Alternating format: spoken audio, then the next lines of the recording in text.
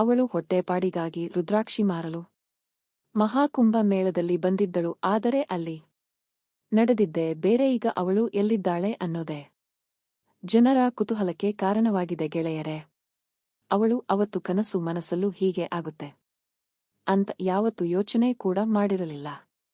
Pop, ಆ ಮುಗ್ಧತೆಗೆ ಏನೆಲ್ಲ ಆಗಿದೆ ಗೊತ್ತಾ? ಅವಳು ಯಾಕಾದರೂ ಕುಂಭ ಮೇಳಕ್ಕೆ ಹೋದೆ ಅಂತ ಬೇಸರ ವ್ಯಕ್ತಪಡಿಸುತ್ತಿದ್ದಾಳೆ ಗೆಳೆಯರೇ.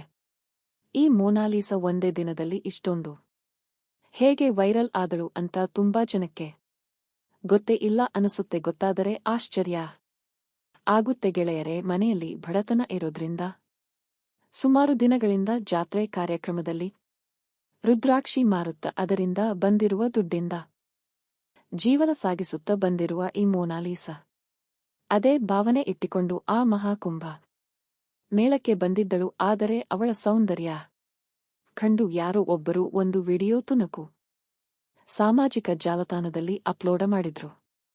ಇಷ್ಟೇ ನೋಡಿ, ಆ ವಿಡಿಯೋ ವೈರಲ್ ಆಗುತ್ತಿದ್ದಂತೆ ಅವಳಿಗೆ ಅಭಿಮಾನಿಗಳ ಸಾಮ್ರಾಜ್ಯನೇ ಹುಟ್ಟಿತ್ತು.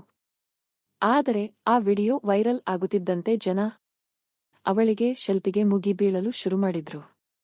ಅದರಿಂದ ಬೇಸತ್ತು ಅವಳು ತನ್ನ ಮನೆಯತ್ತ ವಾಪಸ್ಸಾಗುತ್ತಿದ್ದಂತೆ ಈಗ ಅವಳಿಗೆ ಯೂಟ್ಯೂಬರ ಕಾಟ ಶುರುವಾಗಿದೆ. ಯಾಕಂದ್ರೆ ಅವಳ ಸಂದರ್ಶನ ಮಾಡಲು ಯೂಟ್ಯೂಬರ್ಸ್ ಮುಗಿಬೀಳುತ್ತಿದ್ದಾರೆ.